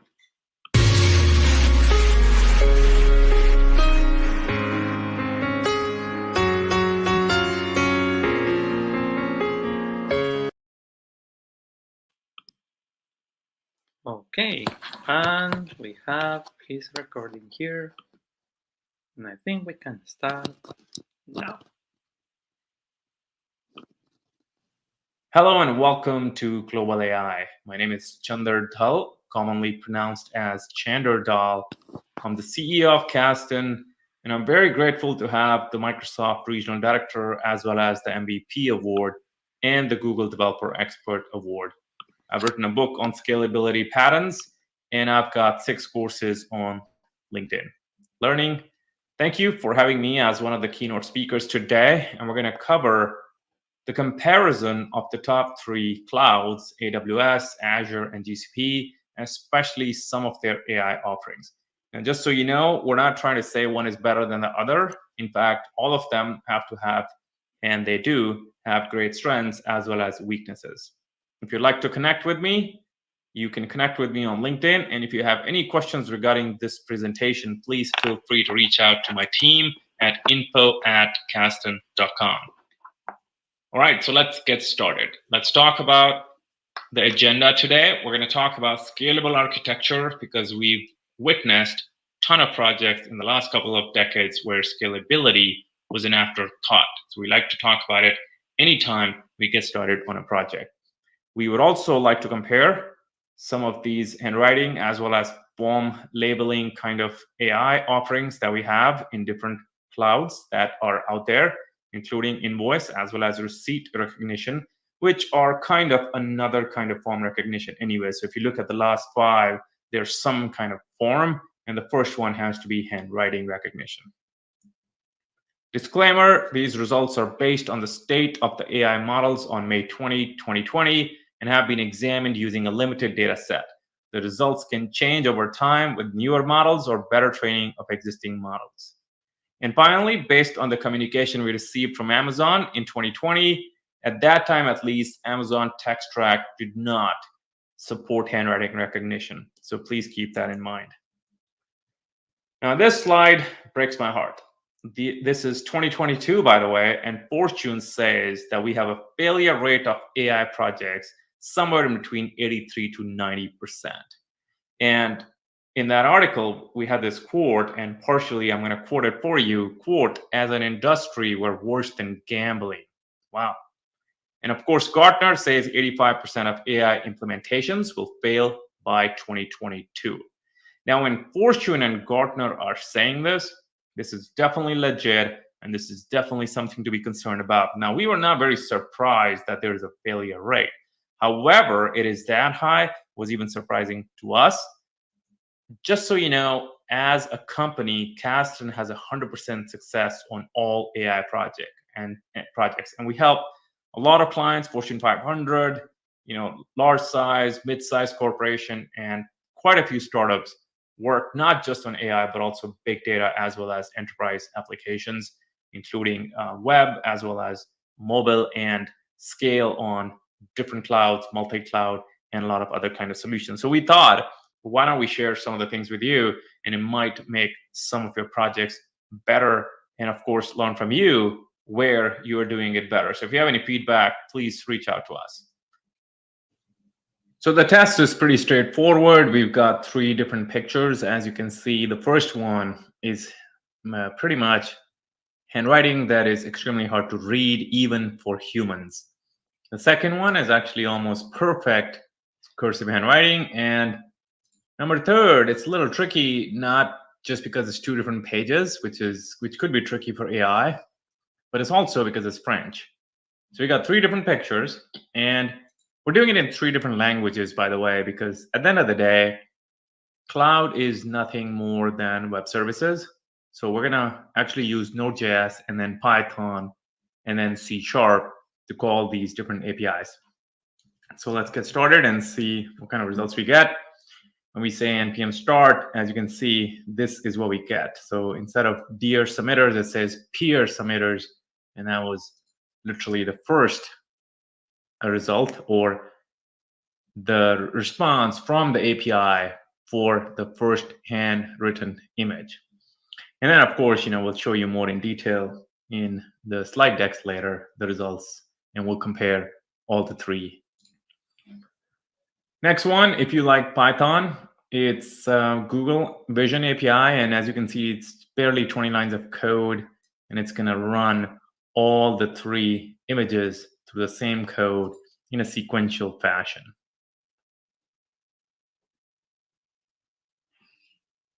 And just a few seconds, and you can see we're getting the data back. So this is the French file, and right before that, we had the other 2. And by the way, it does get dear submitters. Actually, Google got that right. And then, of course, the 3rd one is going to be C#. Now we're running this, and you can see there's an Azure link in this particular case, and it's going to the endpoint we have, and we have a key, and it's already running. And I'm going to make a call using Postman. Definitely, you can use my API key, just kidding, to test everything.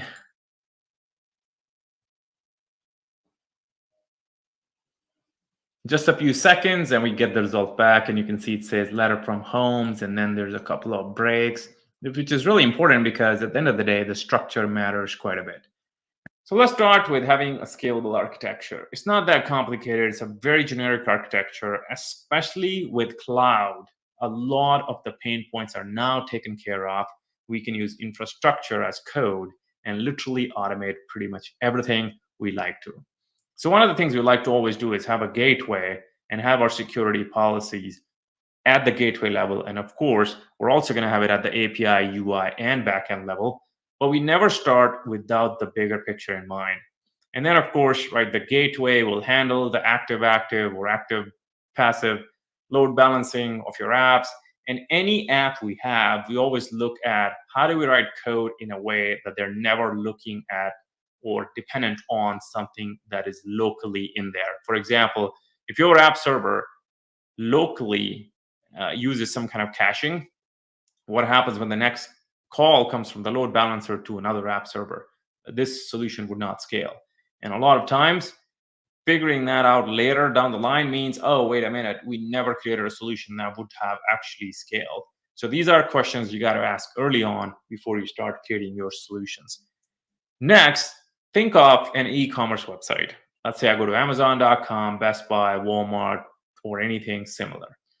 And when we are on those websites, really what matters to the user is what they're looking for. Do they really care if the front page loads fully? Probably not. They probably want to go to your search bar and they want to type what they're looking for. For example, if I'm looking for a 24-inch monitor, where do you think the call should go?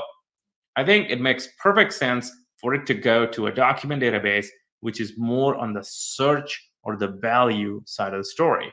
For example, Elasticsearch, Azure Search, Solar, or anything similar, like even Lucene. And what you'll notice is that it doesn't just have the advantage that you're going to get the results back incredibly fast and high performance, which actually leads to very good UX. There's also other advantages with it. For example, boosting. What if you want to boost a 27-inch monitor that's on sale that day? With a search server, all you have to do is change the boost factor, and now that appears somewhere on top of the results as you wish for the user to have a look at it. And that simplifies your life so much more. What about the ranking algorithm? Again, a lot of those things is something a search database is so much better than a traditional RDBMS.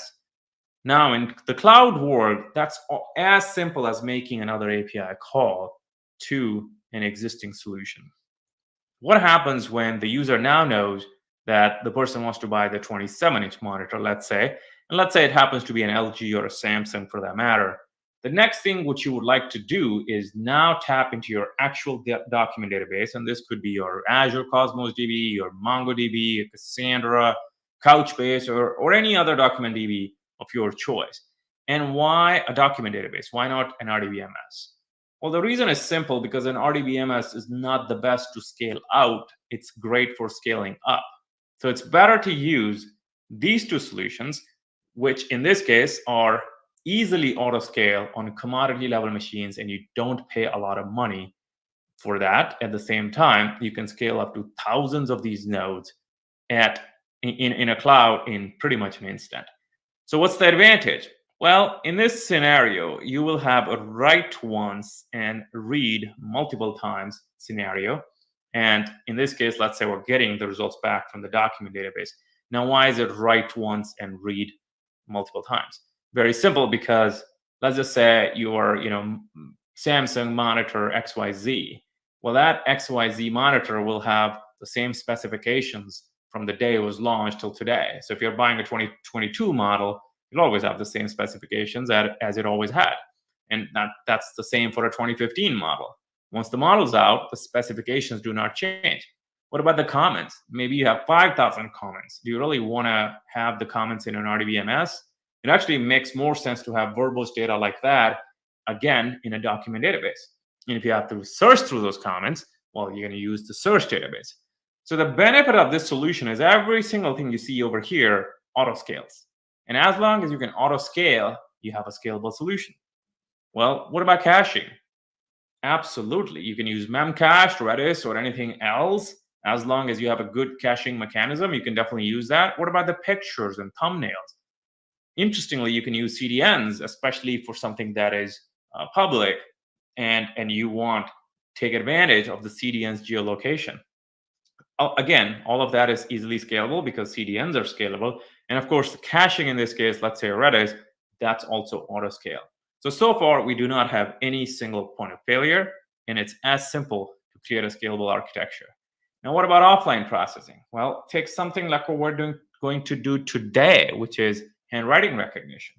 Well, if you want to do handwriting recognition, and for some reason you are one of the companies that we work with that might have decades worth of data. In one case, we had a company that had more than 100 years of data that was handwritten.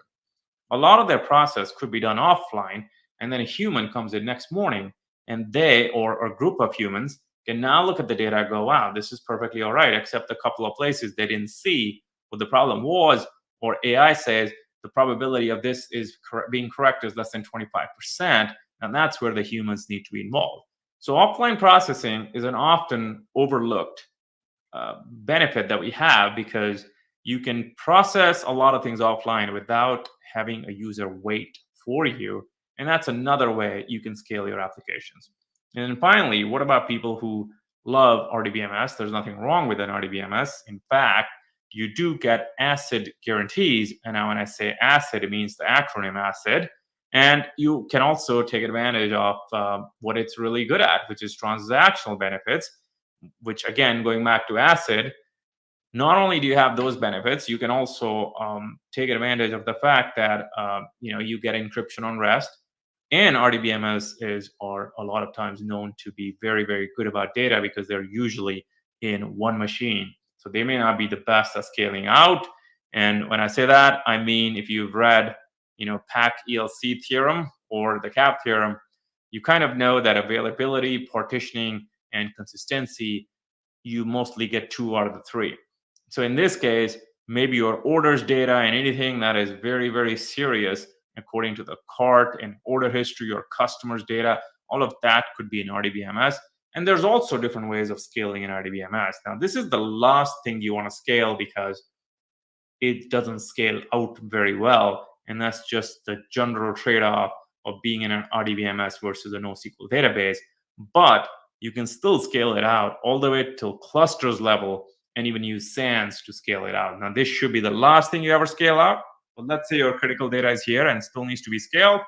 The benefit of having polyglot persistence or multiple data sources is that eventually, when you have to scale this, you're looking at less than 20% of the data being here, because most of it would be outside. And that said, the talk is really about our AI solution. And in a lot of cases like this, when you're doing POCs, you can still create a scalable solution that is not maybe as complicated as what it was, the one I just showed you. So for example, in this case, you can take a handwritten image, which is beautiful cursive handwriting, make a call to the server, again, with your own gateway. And in this case, you can have multiple different app servers. Let's just take an example of Azure. You would have app services that can auto scale, and you would have them as the second level of defense. And then, of course, with your credentials, whatever you have after authentication and authorization, you are going to be able to make a call to all the 3 different clouds. And that's all you really need. And these calls are happening behind the scenes, and they all have their keys and credentials that you're going to use with the endpoints they have. And here's the good news. Why does it scale? There's really no single point of failure over here. And you're also backed by the cloud, as in Azure, AWS, and Google. So if you have to go from, let's say, taking 1,000 of these pictures to 100,000 of these pictures, you don't have to worry about scale because that's the cloud scaling for you. And that's an amazing advantage in the world we live in today. And finally, you get the output and you can compare the two and go, all right, let's find out how accurate it was. Need for scale. This is one thing I touched upon just a little bit, but as you can understand, we have IoT devices, we have a ton of bots out there, we have devices as in tablets and mobile phones and desktops, and with the ever increasing use of technology, pretty much everyone is on tech, and most people have multiple devices, and then you still have the bots and IoT. So scale is something that we'll always have to think of. And one thing to keep in mind is if you can handle performance really well, then scale becomes easier for you. In this diagram, as you can see, relational databases have the most functionality, but they are not the most scalable and they don't have the best performance. And something like a key value pair, something like a memcached, or even a key value pair with data structures like Redis would be very high on scalability and performance, but may not have necessarily the same amount of functionality. That's why I propose polyglot persistence. When I presented at Microsoft TechEd Europe in 2014, I doubt the word polyglot persistence was that famous.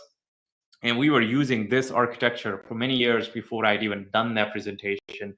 And interestingly, the world today is doing exactly like that. And of course, microservices, pretty much all major scalable solutions end up using microservices. So this is a very tried and tested solution that works really well. But one thing to understand is that we do the same in technologies we like.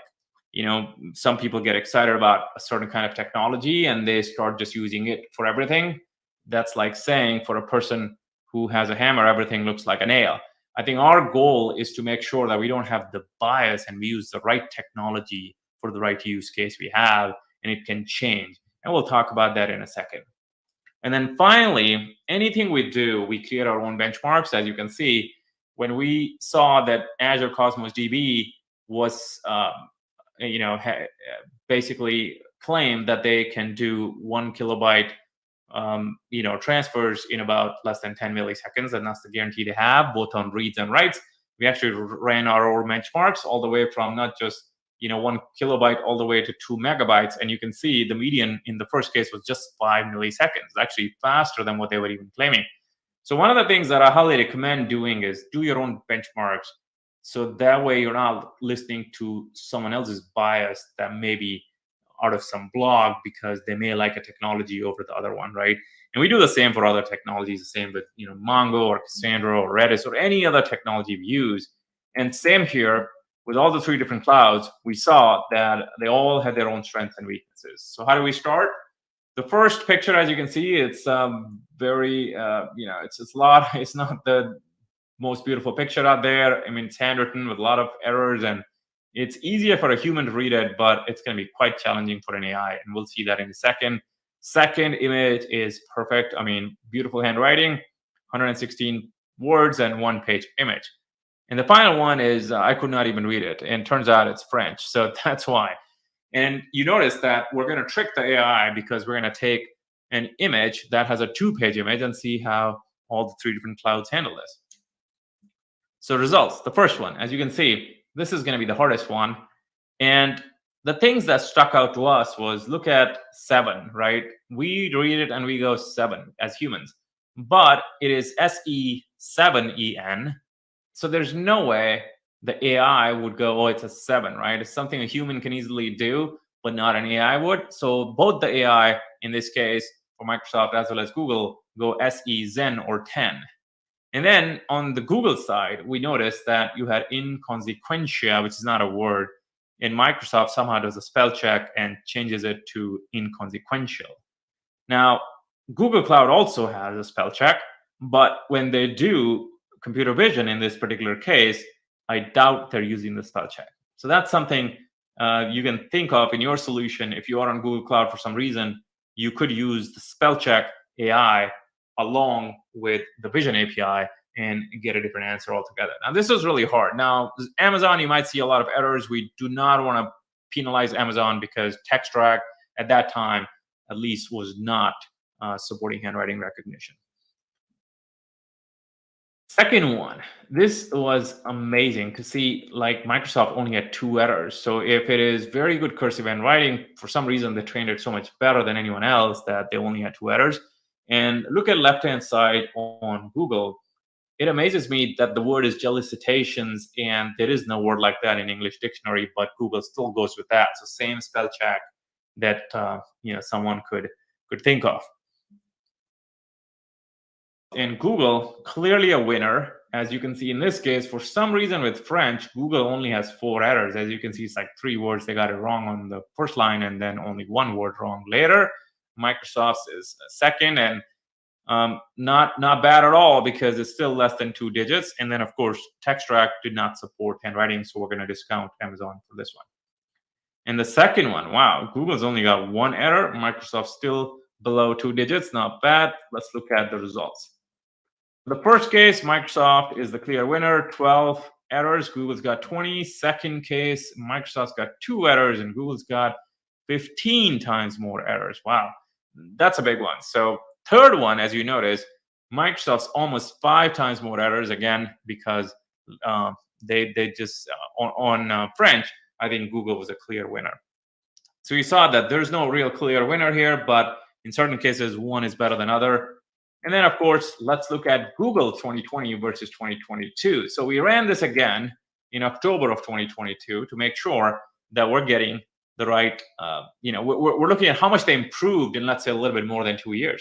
So on the right side, instead of nearest and jelicitation, it actually got sincerest and felicitation. So it's gotten a huge improvement and an upgrade, I would say, in 2 years. However, look at this. Structurally, they make a big error. My dear James should have been right here, right below May 15th, like it was. And looks like on the structure, there's something they're doing wrong. And I think this is a big one because if you are going to take this data, the structure is extremely important. In fact, when we do this internally, we give it a weight of 5 instead of weight of 2. And any solution you have, we always like to prioritize, and we have a weight, and this weight is important to us because if you were to use this in an automated fashion, this can completely change what the meaning of this particular letter was. Let's talk about form recognizers. There's a bunch of those: invoice, receipt, application form, and table, as well as some custom labeling that could be done for all the three clouds. So in this case, we all know what a W-2 form is, and we can have a look at it. And then you can also look at a lot of other areas, for example, your EIN or your address, zip code, and a ton of other fields that you may have on a standardized form. And they all do it a little differently. You can actually try this on your own. You don't even need to call an API to begin with. You can test it on their website, and they'll show you the results, as in this case, Amazon showing you the true positive and the false positive, whatever it thinks it is. And based on that, you can see how you can actually compare all the three by just testing by going on their websites. Now, things to keep in mind is the samples. Amazon can work with 5 samples as well as 10. Google needs at least 10. At least then, in 2020, it needed 10 forms to even start doing the training. And Microsoft, of course, could do 10 as well as 5. And one of the things we really liked with Microsoft was it only took 5 seconds for 10 forms. And their tool was pretty incredible because you could actually get a lot more data from this tool while you're doing it, and it's gotten a lot better. Let's look at the results. Number 1, Microsoft for bounding boxes with OCR. They were the only ones in 2020 to have that. And then if you notice 5 samples, Google doesn't do that. Google needs at least 10. But Microsoft with 3 seconds of training versus 52 minutes of training, that's almost an hour. So you can see 3 seconds versus 52 minutes. Microsoft only has 1.5 regions unidentified, and Amazon's got 3 regions unidentified. So definitely Microsoft's a big winner here. Take number 2, which is 10 samples. Google is the only one with 100% accuracy. So it identified every single region. Now, this is where I say, you got to be careful how you make a decision. Now, if accuracy is the most important thing for you and you can wait 1 hour, 14 minutes to get the training happen, in that case, you're perfectly fine with going with Google. Now, if you want something real time, which is like 5 seconds, and you're okay with 1.5 regions unidentified, Microsoft may be your solution. But in this case, with barely any training, just 10 samples, Google got full accuracy, 100%. So definitely a clear winner in terms of accuracy. And of course, Microsoft, definitely a clear winner in terms of time taken. And then finally, invoice recognition. This was great. I think Amazon was the best here. Amazon, by the way, quantity, for some reason, I don't know why no one got it. And Amazon gets everything else really well. And OTY is not that bad. I think they're almost close to 100% accuracy here, which is pretty incredible. And then Google, for some reason, misses the ones. That's it. Nothing bad. Again, very well done. Microsoft misses a bunch of ones. And in that case, they miss 4 for some reason. And everything else is pretty similar. Not bad at all. But you'll notice that Amazon, it's a clear winner, and Google's got twice the errors and Microsoft's got 4 times the errors. So for some reason, invoice recognition on Amazon beats everything out there. And then, of course, receipt recognition. We had our interns get a receipt that's pretty natural. It's a little curved, as you can see, so it's not that easy to handle it. But we were surprised to see things like pound becomes 1B instead of LB. And then anytime you see a bounded box with yellow or orange color there, it is more because the structure got changed a little bit. So Google, surprisingly, I don't know why, but Google receipt recognition misses the structure quite a bit. And that is definitely a big downside, because structure, as I mentioned earlier, is very, very important in any application whatsoever.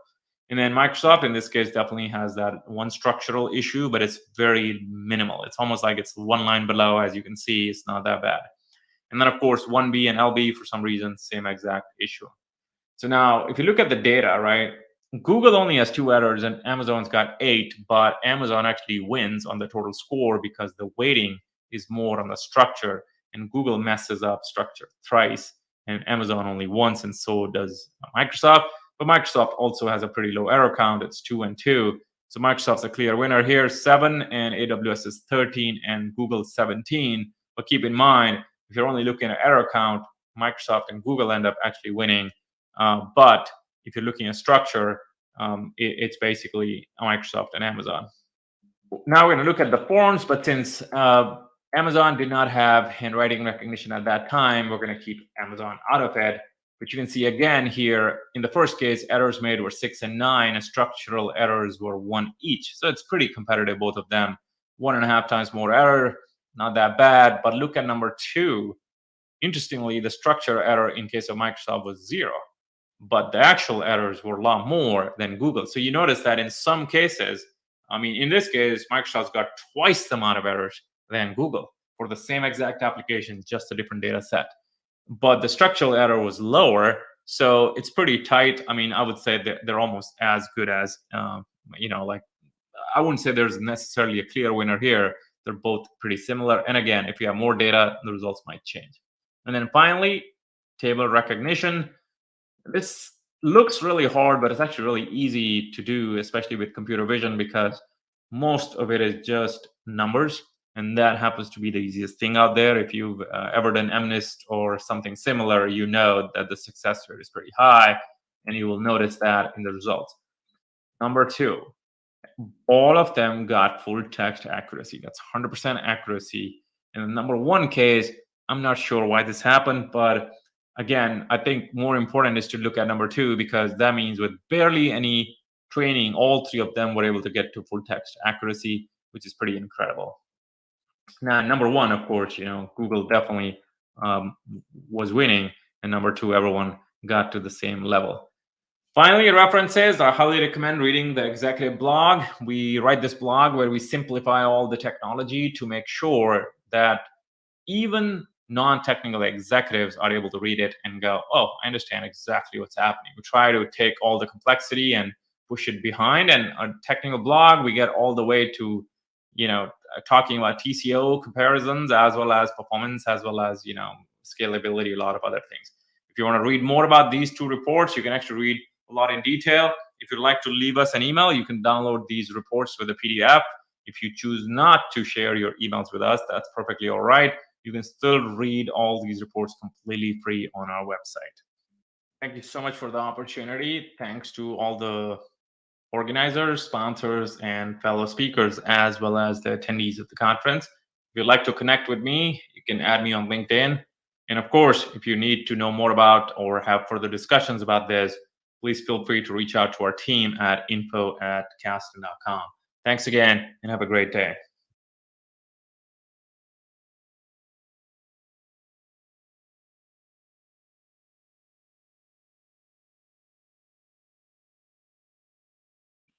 Sorry, I forgot to unmute myself. All right, so thank you, Chandler, for that awesome presentation and comparison of the different services in the main cloud providers. So as you saw, there was some example about, for instance, form recognizer, what was the text detected in the different services, right? And also about errors. There were several interesting points also regarding scalability, performance, functionality. So, well, I hope that you enjoy this session. So please, if you have any comment, any question, feel free to type it in the chat. Let's give a couple of minutes. And well, yeah, this was our last session for the day in the English sessions room. There is still a final presentation running in the Spanish one. So after we conclude this session, we will move there, or we will be there. So yeah, what do you think about artificial intelligence, about machine learning, using the cloud, using your own programming skills, maybe in Python, using different frameworks, different packages? So I think area itself is very interesting, so powerful. Nowadays, we can see that we can interact with devices, with services that simplify our life, that help us to achieve more things with less effort. So yeah, that's the goal of, that's one of the goals, right, of AI. Of course, it can also help in other sectors like health sector, also in economy, right? And well, it is always important to consider advantages, risks, and also the usage for artificial intelligence. All right, so I think there aren't any more questions. So thank you very much, everyone, for joining us today in the Global AI Developer Days Latin America 2022. This was the English sessions room. So you can subscribe. Please subscribe to our channel to see our upcoming events and also ideas. Actually, on Tuesday, we are going to publish. We are going to share with you a new initiative that will take place in December. So yeah, let's keep in touch because I think it will be an interesting one, especially if you are working with Azure and also .NET MAUI. So yeah, you can subscribe to our channel, Comunidad Xamarin en Español, and also you can visit our Facebook group, Aprendiendo Azure, Learning Azure, right? And you will see what we are cooking for all of us in terms of continuing learning and improving our skills, all right? So thank you very much, and see you next time. On behalf of the other organizers, Microsoft MVPs, Ivana Tilka from Argentina, Pablito Piova, also from Argentina, Fernando Chiquiza and Luis Valencia from Colombia and Belgium. I am Luis Beltran, also Microsoft MVP, and it was a pleasure to organize this event. So until next time, bye-bye.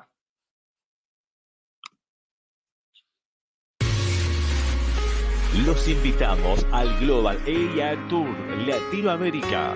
Si querés saber más sobre inteligencia artificial, te esperamos el próximo viernes 28 de octubre a las 7 p.m. UTC.